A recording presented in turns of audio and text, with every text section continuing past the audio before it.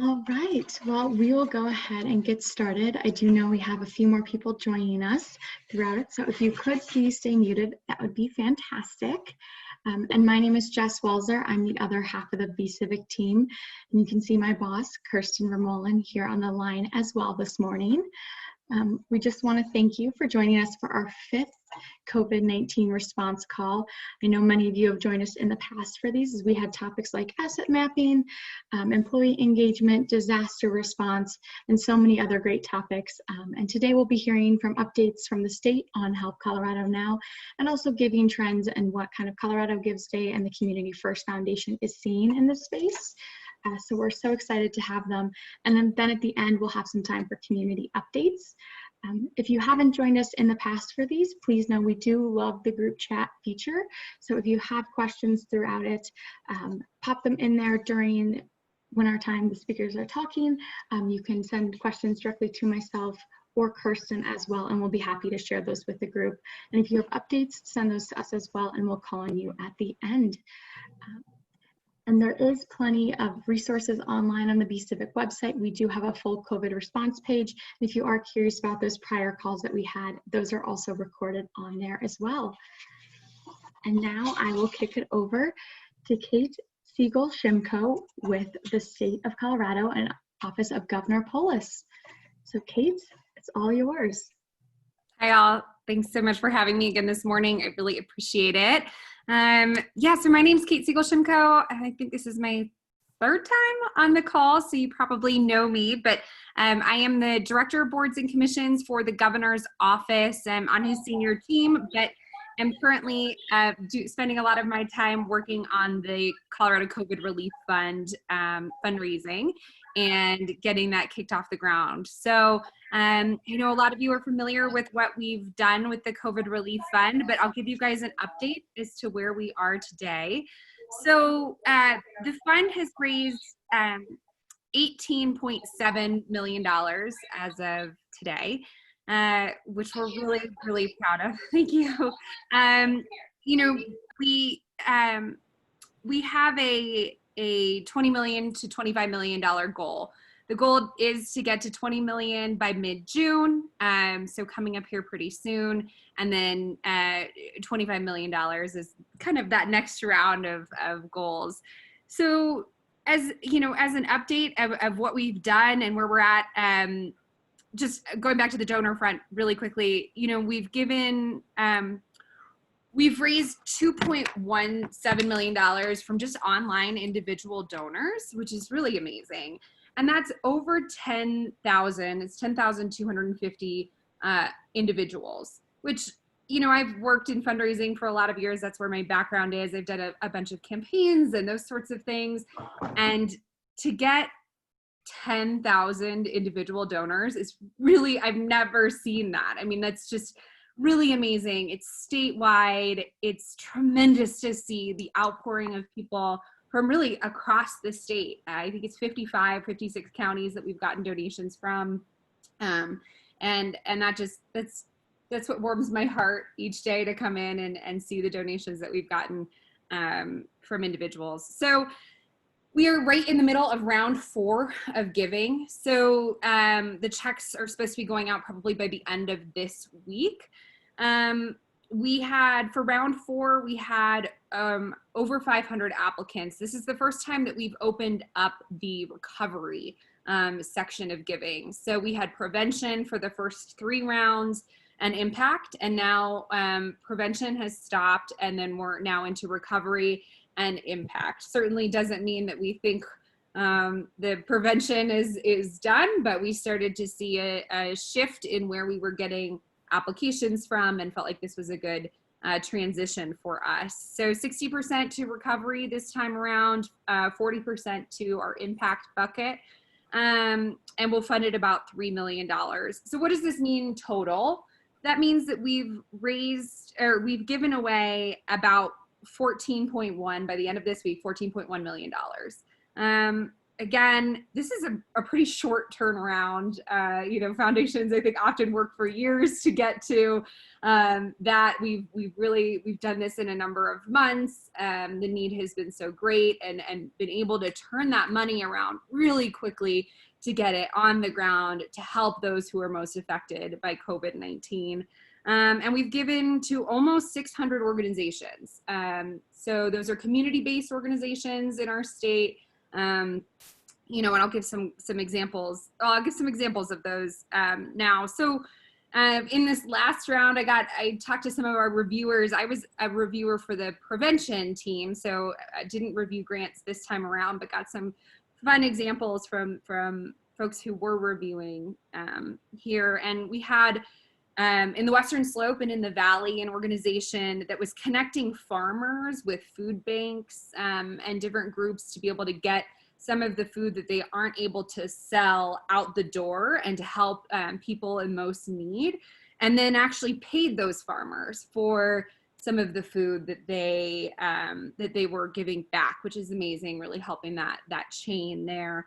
Another one was in Uray. It was the Uray Library, and they expanded their Wi-Fi to go into the parking lot, which seems like a really simple thing, but when you know you're in a rural community and you've got broadband, it can be really hard to get that out there. And that means that students are able, you know, if they don't have Wi-Fi at home, or at least fast enough Wi-Fi, they were able to go to the library and work from their cars and do their classes. And they were also doing kits for some of the residents, which include food and some basic needs for folks. I love that one because I felt like it was an example of something outside of the box for a library to do. You know, one of the cool things that we've seen are organizations stepping up in ways that are really outside of the box for what they typically do. You know, there was another one in Jeffco, which did a teacher learning experience to help teachers understand the best way to be most effective on online learning, which is another, you know, area that is a huge challenge. And all of us know teachers, or maybe have children, but all of a sudden being asked to completely change your model and how you've done this for the last however many years is really a challenge. So this organization came together and has put together some resources for teachers to learn how to do that. So those are a couple really cool organizations that we've funded this last round. But you know, we have done food banks, we've done you know, some groups that are delivering meals.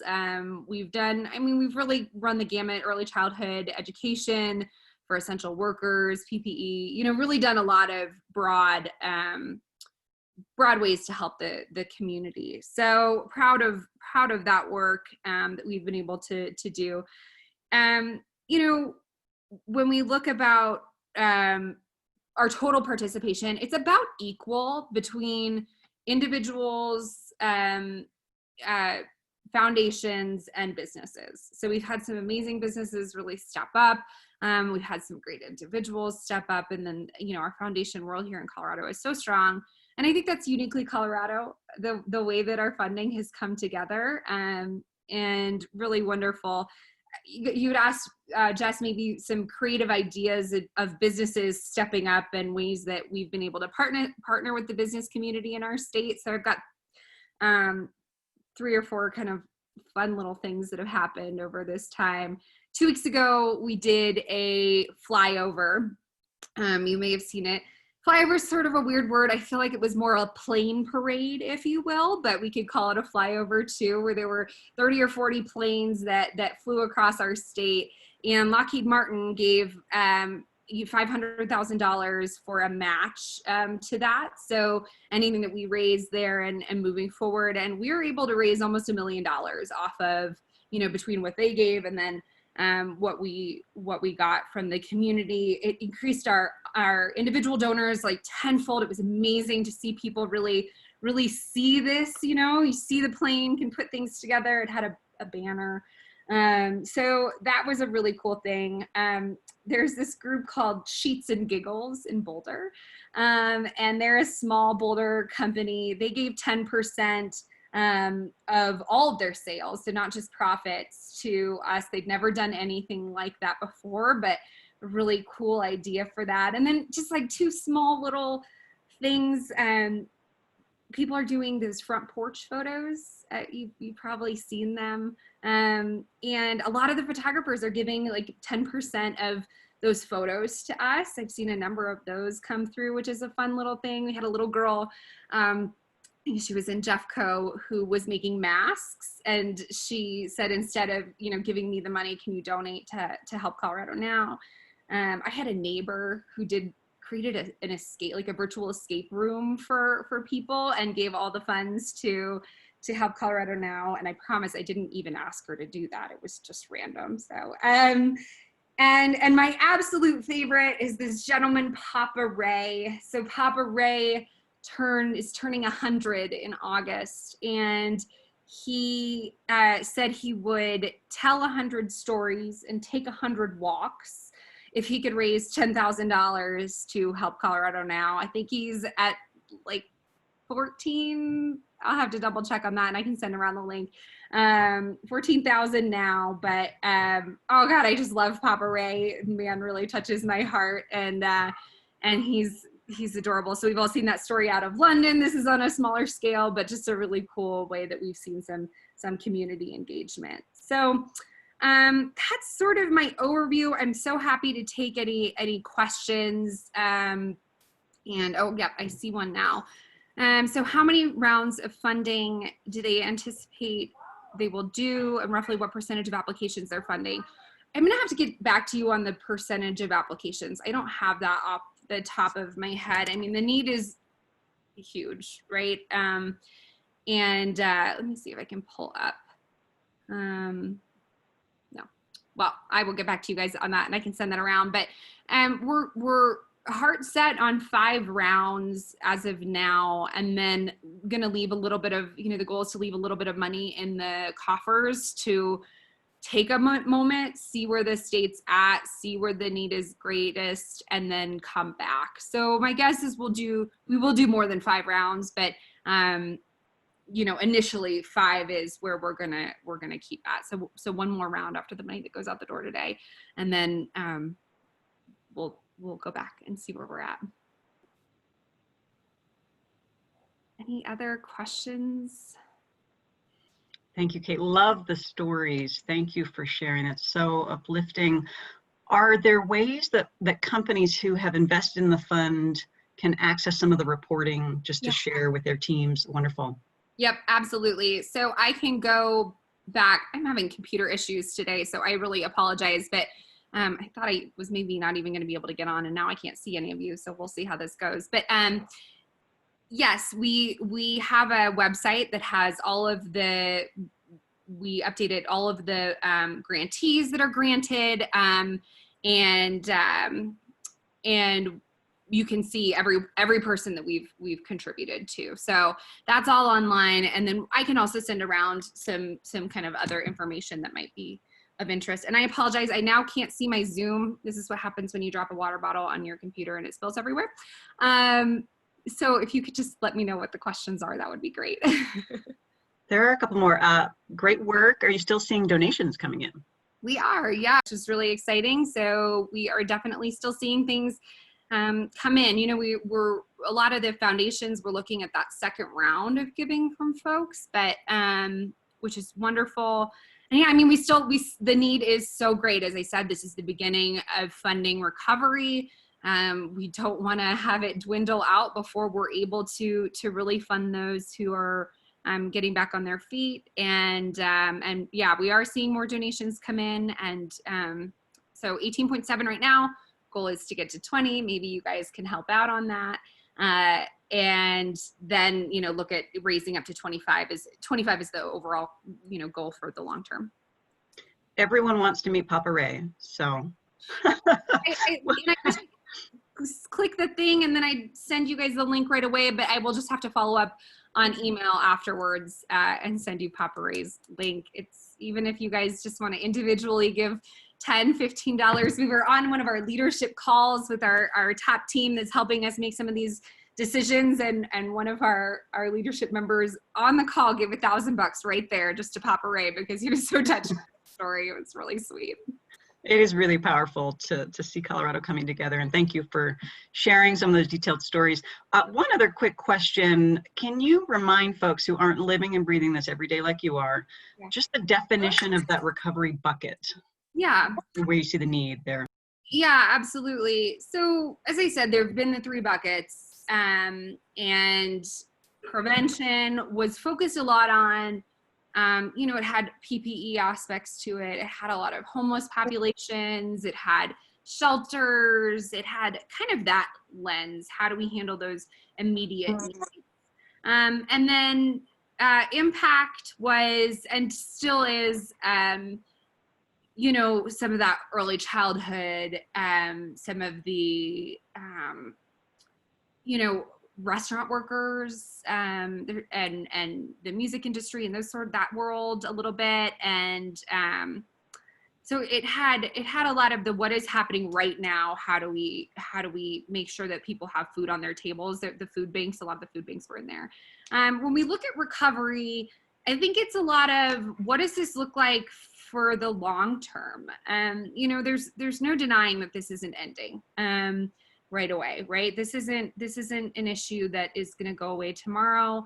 And so how do we help some of those things? So the stories that I gave you today, those are mostly out of recovery, and although the Western Slope was impact, but looking at long term. So how do we handle some of the teaching questions? It had a lot of education work in there. So I'd say that those are some of the examples of places that recovery is in.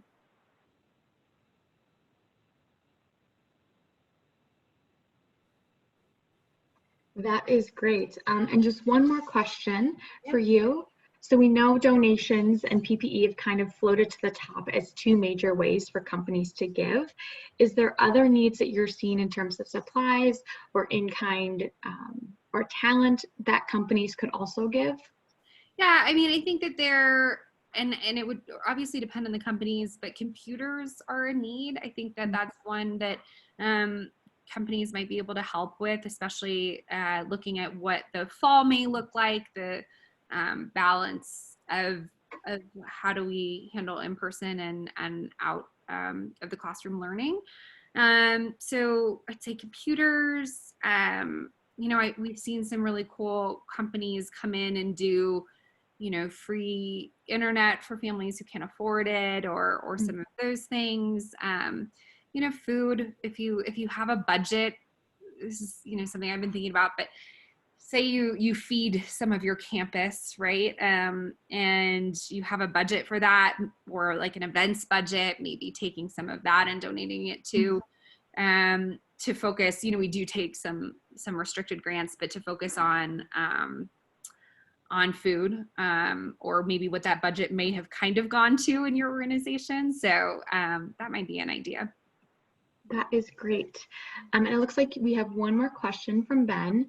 Within the organizations who have been funded, are they predominantly smaller, or were they national organizations with a local presence? I would say the number is probably smaller. So the top grant that we give is $25,000, just for reference. And yeah, I mean, I think what has been really special for me to see is how some of these really localized groups have been able to step up in the face of this unprecedented experience. So I'd say mostly local. I mean, there's definitely some of the bigger ones. There were, big hospital systems that applied, and some of them got granted and some of them didn't. We try to focus, I think, more on those rural hospitals that are dealing with these issues in the prevention section, but mostly small community or smaller community organizations. That is fantastic. And I don't see more questions for you at this time, Kate, but if people do have them, please put them in the chat. I'll also follow up with all the information that Kate sends me, so everybody will get that.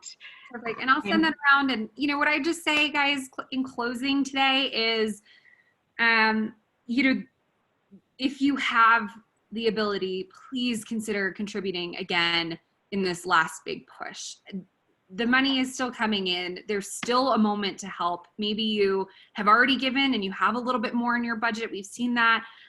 Or perhaps you haven't had the opportunity to contribute. Now is the time. We're running down to those last 2 cycles. You know, and as I said, we'll likely do more in the future, but this is the moment in time where we really need the money and really feel like we can make a huge difference today. So please go back to your teams and ask if there's any more funds that we can give. I mean, this is one way where when you contribute, you're able to spread your funds really across the whole state. And that is, it's really amazing. You know, you can give to certain places and they, you know, you could do the work, but let us do the work for you. Let us help figure out how to make the biggest impact across our state. So please do consider making another contribution. We'd really appreciate it. Thank you, Kate. I think you've answered this question, but are awards pretty evenly spread across the state, or is there a higher concentration in Denver Metro? You know, yeah, of course there, you know, where there are the most cases, there are more donations going. And where they, you know, have specific issues. There are probably more that go to the metro area, but we have hit every county with our grants. So it's really a question of that balance, you know, but overall, yeah, it's been statewide. And I'd say, you know, some of those mountain communities that have dealt with the early cases, you know, when you look at how it affects the state disproportionately, it's going to affect areas that focus a lot on tourism because that may not come, you know, in terms of recovery, that may not cut back as quickly. So there are some of those questions that come into play as well. But the entire state has really been touched by the fund, which is, again, something that's really tremendous. Yeah. One question for folks who are beginning that conversation around another ask to their teams.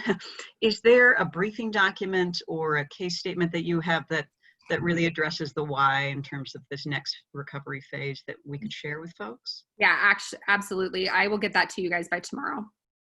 Great. And Kate, looks like another question popped up for you.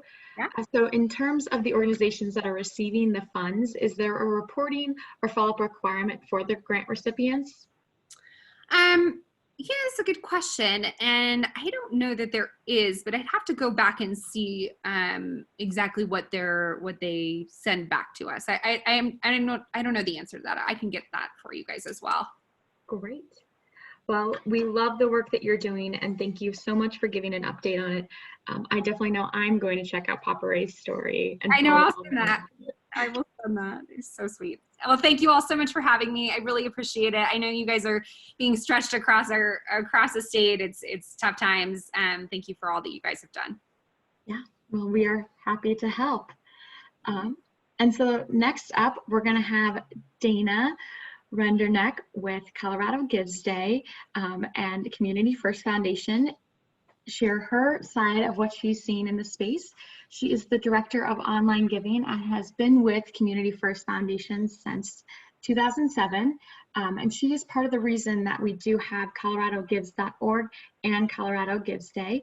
So Dana, we're so excited to have you, and I'll pass it over to you now.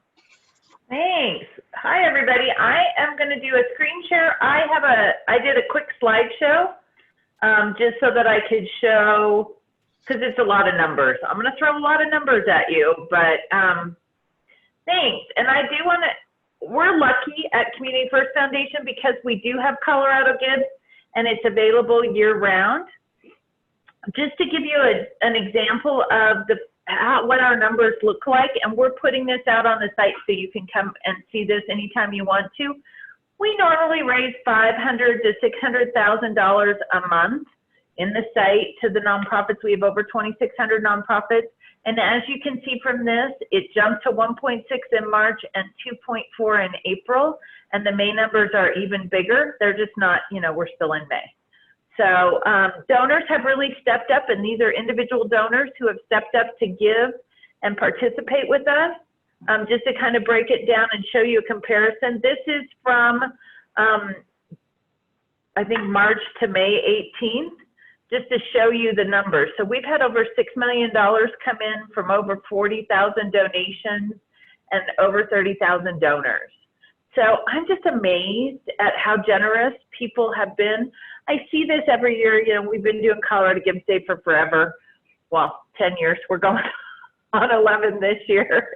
So I'm amazed every year, but this is kind of unprecedented for us, that the donors have really come in and stepped up and are really are participating. So we're very lucky. I think everybody knows in May, the Giving Tuesday people who are based in on the East Coast decided they wanted to do a second Giving Tuesday.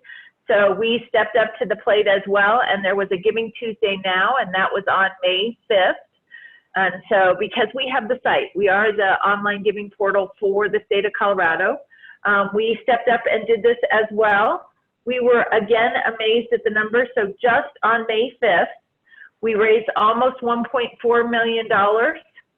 Our minimum donation is $10, but we actually saw donations of $15 or $15,000, $15,000. And you see the $15,306.12 means they paid the credit card processing fee. So donors really do step up and pay that. That's why it's not a flat $15,000. They actually paid the credit card processing fee. On average, we saw donations of 142. And again, the change is that credit card processing fee. Median donation was 50. Most common was 100. We had almost 9,500 donations from 5,600 people, and over 1,300 of our nonprofits raised money that day. Now, a lot of them raised money on their own sites as well, which is great. Anywhere you give money is good. And there were some matching that some of the other online giving sites did. We didn't do any gamification around this. We do that on Colorado Gives Day. This was truly just to give people a place and a concentrated time to give. We had donations from 49 of the 64 Colorado counties and 46 of the 50 states, which I'm always amazed at that as well. But the vast majority of donors were from Colorado, and 82% of the donors paid the processing fee, which I have mixed thoughts on the whole who pays the processing fee, but that's amazing to me that people stepped up and did that. And this is, because this is kind of an interesting breakdown of who are people giving to. I think this is helpful to see. Of course, human services is first. That's true on Colorado Gives Day as well. Lots of education. We truly are seeing and starting to hear more and more stories about our arts and cultural organizations because they're not holding their events. They've canceled their summer seasons. They need as much support as they can get. The animal-related stuff, food. So I'm just amazed with this. And then mental health is still in there as well. And the environment. And I will say for those of you out there that support environmental groups, I have heard from them that their concern is they don't want to take the money away from the front needs and the first responders and those immediate needs that are happening. But they still need money too. Everybody is going to need support as we move through this. So I think that's and you see that. And I am biased. I say this all the time. I'm completely biased about Colorado Gives, but it's nice because you can get on and you can give to your favorite human services organization and an environmental group and an arts organization all in one donation. You don't have to go to those 3 different websites. You can just go to Colorado Gives and give to all 3 at one time. But this gives you a breakdown on, and we've seen this pretty consistently. This is pretty much the breakdown we see. We do an every week update to staff to see where the money is going, and this is pretty consistent as to the breakdown. We did create a fund. We have our own fund for Community First Foundation, the Jeffco Hope Fund, but I wanted to show this as well to you guys. Because if you're a business out there and you want to support a specific nonprofit, you can do that on Colorado Gives and create your own fundraising page to do that. So you can say, maybe you want to support, I'm going to stick with environmental. You have an environmental group. You can set a page just for them that you can send your employees to donate to. We've seen a lot of that happening throughout this. So it gives you a chance to really show your support. You can send customers and employees to a page so that you can show your support of the community and maybe match the dollars that come through that page. So that just talks a little bit more about that. So the Jeffco Hope Fund. We also have the ability on the site, I always want to remind folks of this, to do in honor or in memory of gifts. The in honor is really nice if you're doing donations in honor of your clients and customers.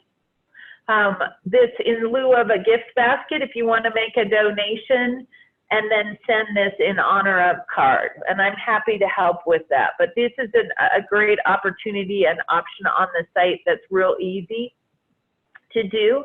And we also have giving e-cards, gift cards. So you can go on and get a gift card as a thank you for somebody if they've done something, as an employee incentive, whatever, and purchase one of these. And then the person who receives this goes on and gets to pick the nonprofit they want to give to. So that's really fun. And we've seen a lot of these in the last, again, couple of months as people do this. I did want to also, and Jess is going to send this out so that you guys will have this, but I did want to highlight all the different funds that are out there that are available. And I'm sure this is not a comprehensive 100% list, but this gives you an idea of the other funds like our Jeffco Hope that are out there. For almost each of the community foundations has created one of these around the state, and we have community foundations all over the place supporting their local folks. And then we do have other funds that have been set up and pages that are out there to support people. So these are there, so you guys will send this out and you'll have those in case there's something specific that really excites you. So that is my quick little screen share. I will take it off of the share. And then questions, anything you guys are wondering about what's going on with what we're seeing? Yeah, I think one initial question that came to me is, I know you mentioned a little bit about environmental groups not wanting to take all the funds, art groups being of a need area. What other trends are you seeing, or what are you really hearing from the nonprofits? The biggest thing we're hearing from nonprofits, I think, as we're starting to, I'm going to say settle into this, I'm not sure that's the right phrase of this. We saw this great, and we're seeing this with our donations too. And I think you heard this from the governor's office too. We had that big surge of dollars that came through in March and April, a little bit in May. This is, and the industry is saying this too, we're going into the kind of the lull of donations where people are trying to figure out where they are and what's going on with all this. And then we'll go into a recovery phase. So I think the biggest thing that nonprofits are trying to figure out, and what we're hearing is, they're trying to determine where they are and what they're seeing. And we all know the state legislature is back in trying to determine the budget. The next thing will be, where are those budget cuts gonna hit, and where are they gonna need the funds to continue their program? So I think that's a thing to start thinking about, is where is the next place that you can plug in and help the nonprofits? They're trying to figure that out as well. And as this money comes to them and they were able to get, you know, some of the other money that's been available, it's kept them steady at some level, but we are starting to hear of layoffs and issues with that as well. So I think it's just trying to learn what's going on. And they're I think they're very overwhelmed with everything that's going on. So they're trying to figure out how they can plug in and how they can continue doing what they're doing. And then they've all, like we all have, had to reinvent themselves and how they work with their clients. So that's been interesting to hear, just the thought processes they're going through trying to figure this out. You had mentioned that the giving for Giving Tuesday now is pretty consistent. And just to clarify, that's consistent from your annual December Giving Tuesday? The breakdown is consistent, yeah, with what we see from our annual and what we see at the end of the year. We're still having Colorado Gives Day. I want to make sure everybody knows that we'll still do a big push in December for Colorado Gives Day, because that still will be the giving season. We don't know what it's going to look like and what's going to happen there, but you know, we are still planning on a big push at the end of the year. And hopefully we'll know more where nonprofits are going to need that money. We're starting to work on how we can teach them to bring their story forward, to talk about where they are in their recovery and where they are in what they're doing, so that they have those stories ready to go in the fall. Excellent. And for companies who haven't engaged in the annual Giving Tuesday, can you provide just a quick overview? You shared some of those tools and resources that you have available, but for folks who haven't engaged, what's your pitch? Yeah, Go ahead, pitch us. So here's my pitch. We are really, and we're starting something new actually this year. Not the best year to start something new, and so we're just dipping our toes. So for those of you that aren't aware, I think most people are. I always assume that, but that doesn't mean that you are. We have a big day in December, Colorado Gives Day. We were one of the first in the country to ever do that. It is the second largest giving day in the country, which we're very proud of and very excited about. Last year we raised, and I say these numbers, and I tell people the money all comes in electronically and it all goes out electronically, so it's kind of all magic. But we raised almost $40 million last year in 24 hours from people in the state of Colorado, which is just amazing. So companies can get involved in that by, again, picking a favorite nonprofit. We will actually also work with you if you want to do some matching or something with your employees. Get them to give, and then we can help you so that you can match their dollars. So we're happy to work with you on that as well. Also, one of the big things we have, again, we don't do a lot of gamification, a lot of games around this, but we do have an incentive pool. And this year, for the first year, we're accepting donations for that. So if companies want to get involved and participate in the incentive fund, that's great. First Bank has always been our partner with this. They partner with us. They've partnered with us since the beginning, and they give us a $500,000. Community First Foundation has put in a $500,000, so it's an $1 million incentive fund. We're trying to start growing that so it's bigger and bigger. It's still one of the largest in the country, but not the largest, and so we kind of would like to get to that. Again, not expecting that this year, but if you want to participate, the cool thing about the incentive pool is that you're supporting all 2,600, and we think we'll probably have 2,800 to 2,900 nonprofits on the site this year. So there'll be that potential to support 2,900 nonprofits in one donation. So that's always fun and exciting. And we're also looking at other ways. If you guys are looking at trying to do something different with your employee giving, we're playing around with that as well and trying some new ideas we have. So please feel free to contact me, and I'm happy to help with that kind of things as well. So there's just lots going on. There is. I love the story of Colorado's philanthropic spirit. And I'm curious if you all aggregate some of that data for companies to share with their employees, just to give them that sense of camaraderie and collective impact. We do. We'll do that for the individual companies, and then we do have a data and reports page on the site, coloradogives.org. It's in the footer that shows these numbers, and we're going to start updating that more. But it's just amazing. And we started Colorado Gives Day in 2010 was our first Gives Day, because Colorado was below the national average in what we gave. And there was a big study done right around that time that talked about how much people were giving, and Coloradoans on average gave less than the national average. And so we decided we needed to change that, because, I mean, I'm a Colorado native. It's important to me. I think the state is more philanthropic than that. And we've proven that. I mean, we've raised over $300 million, which is just amazing. Our goal the first year was $1 million. We raised 8. Last year we raised almost 40.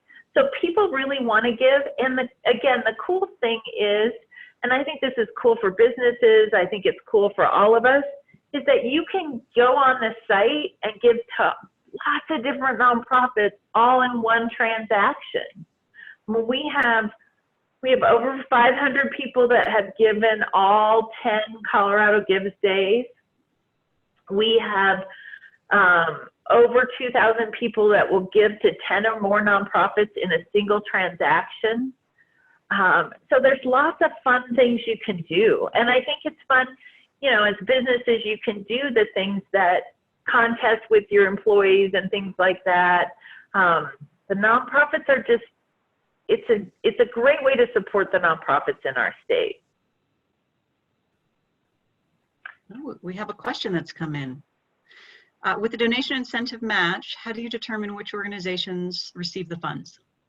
So we are very, I'm not sure what the right word is, but we're very even on all of that. So the way the incentive pool works is every single dollar gets a boost from that. And so last year we had Colorado Health Foundation also gave us money, and so we ended up having $1.5 million for the incentive fund. It more than covers the credit card processing fee. And we have one of the lowest credit card processing fees in the country at only 2%. Community First Foundation, this is a granting program for us, so all that anybody's paying for is that 2% processing fee, which is really a nice thing. And as you saw, donors are starting to help that, so more and more money is just coming to the nonprofits. But the incentive pool works that every single donation gets a boost from that money. So it's been great. It's been nice to have the site up. It's a great place for the nonprofits to be able to play around with different things and try different fundraising options in a safe environment. We do a ton of work. I'm jumping off this call onto the next call is our risk assessment meeting to try to figure, you know, we talked about anything that could possibly go wrong. In all the years we've been doing that, we've never talked about a pandemic. So I think this is a new and exciting adventure for us. It was interesting to run a Gives Day from home instead of the office this year. So that's been interesting. The whole process is very interesting. Well, thank you for your leadership. Thank you for transforming individual philanthropy in Colorado. I think you're being modest, but we owe you a lot individually and organizationally. So thank you for being here today and what you've done over the last decade. Sure. And we really are here to help you guys. If you need anything, then please let us know. Community First Foundation is here with the online giving team in particular.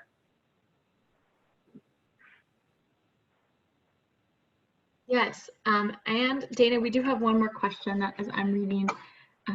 So one individual has an understanding that the proportion of total raised by a given organization on Colorado Gives Day is the same proportion that they receive from the incentive fund? Yes. So if you raise $10,000 and it's let's say we raise 100,000, I'm going to go nice, easy round numbers, and you raise 10,000, so it's about 10%, then you would get 10% of the incentive pool. Mm. Yeah, that's the way it works. That's the way the bankers explain it. Yeah. Oh, well, perfect. Once again, like Kirsten said, thank you for all your expertise. We will leave the chat box open so people can ask any additional questions. But we'd also like to give time for some community updates. I know Chelsea Carver with Mile High United Way has one. So Chelsea, if we'll pass it over to you, but feel free to keep adding those questions to the chat box as well. Good morning, everyone. For those of you that I haven't met yet, I'm Chelsea. I am the Chief Development Officer at Mile High United Way, working alongside Haley Schultz, who is also on this call. Just wanted to give a couple of updates that I think would be of benefit for this group. I know Jess has some of these handouts that she'll send around later, but we did compile a community report from our 211 data that goes through what we've seen over the COVID-19 crisis that you all can look through. It highlights interactions by county, by city, by demographics, just so if those are things that are of interest to you, you can look at them. And then we are always happy to go through that data and provide more context, or if there's a particular area that is of interest to you and what you're looking for, we're happy to pull some of that data out and tease it out. We did a little bit of a report on mental health and what we were seeing from that data for another partner just earlier this week. So we're always happy to do that.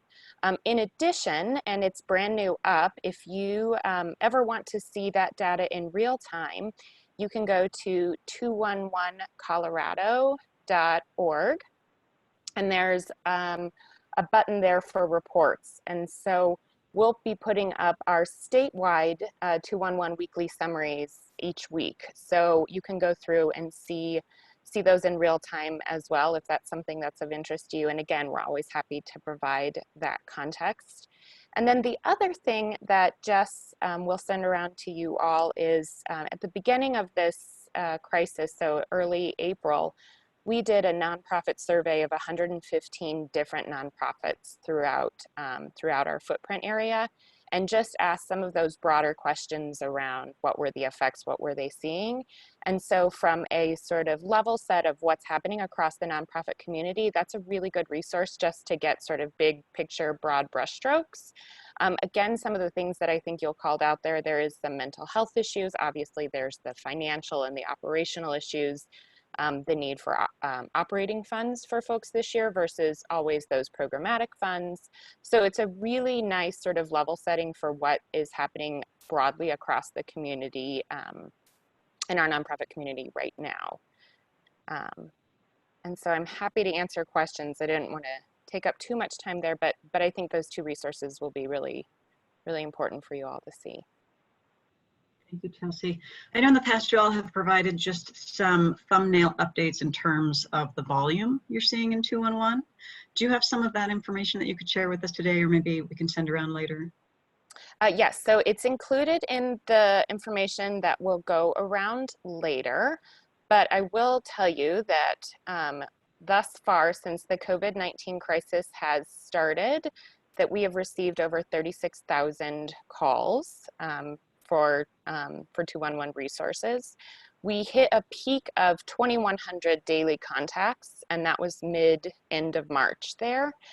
We have seen some of that fall off at this point, and that's a good thing.